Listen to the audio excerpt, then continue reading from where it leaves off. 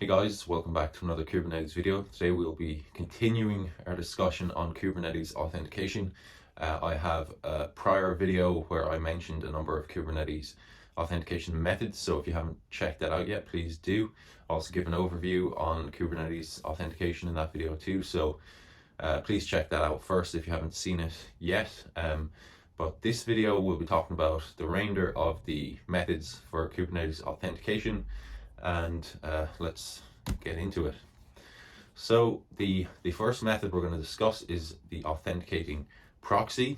So first of all, a proxy is an intermediary between us and a service, and you can see here this is kind of what the setup will generally look like for obviously the authentication proxy in Kubernetes, or any kind of proxy really. There will be a backend service will be trying to access the service via a client, and there will be a proxy in front of that service that may do some kind of enrichment in terms of the data, which is actually the case in this example. It may even provide a reverse proxy type situation where it hides details about the backend service itself. But we'll be looking specifically at this Kubernetes authenticating proxy. And what it does is it sets request header values on behalf of clients. So we will send a request to the API server. The authentication proxy will intercept that, add some header values that are related to authentication, and then forward the request onto the API server. So there are a few options that we have to provide the API server when we are setting this up. The first one, well, this is the only actual mandatory option that we have to provide. It's the request header username headers, and essentially this will add a header that contains information about the user trying to access the service. The next one is request header group headers. This will contain the groups that the user has access to, or the user is a part of, and those groups will then be used as part of the authorization process to determine whether or not the user can access different resources in the API.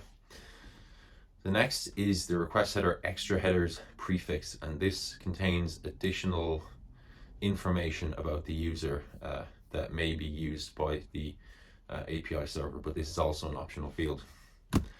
So the next method of authentication that we're going to look at is the Authentication Webhook, and what this does is it helps the API server verify bearer tokens.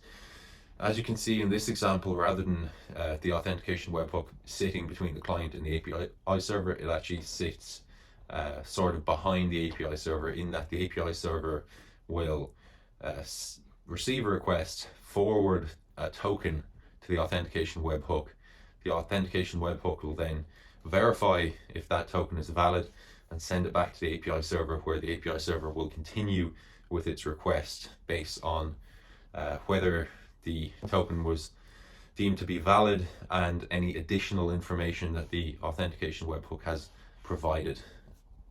So there are a number of options again that we can provide the API server when we are using an Authentication Webhook. The first one is the Authentication Token Webhook config file, and this is discussed in the next slide, so I won't go into too much detail about that. The Authentication Token Webhook cache time to live is an option that allows us to specify the amount of time that we will cache authentication information before having to request against the Authentication Webhook once again.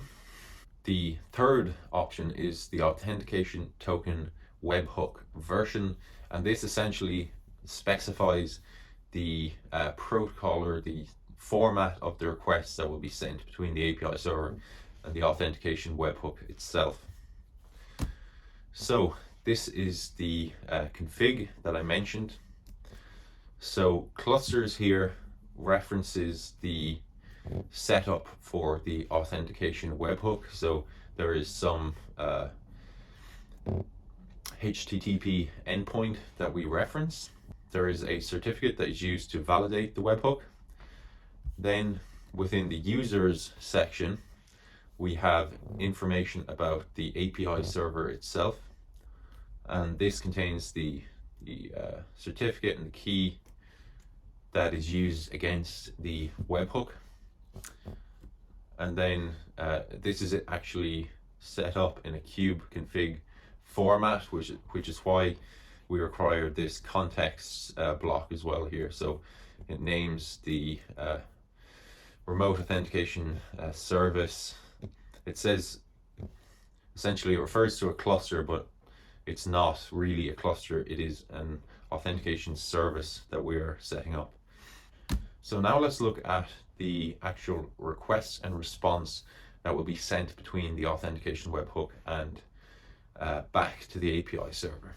So this comes in the format of a JSON serialized token review object. So as you can see here, it's kind of in the format that you would expect a normal Kubernetes object to take. It has the API version, it has the kind token review, it has the spec with the token and the audiences. So that is sent to the remote webhook address that we specified prior in the config file, and the webhook verifies the token and then returns user information including groups. It also mentions whether the token was authenticated. If it was, then we'll also have this extra information such as the username, user ID, groups, and then any extra information. So that is our wrap up of Kubernetes authentication. I really hope that was useful. If you liked the video, please like, please subscribe. Any questions, please do leave a comment and I'll get straight back to you. So thank you very much for watching, and I will talk to you in the next video.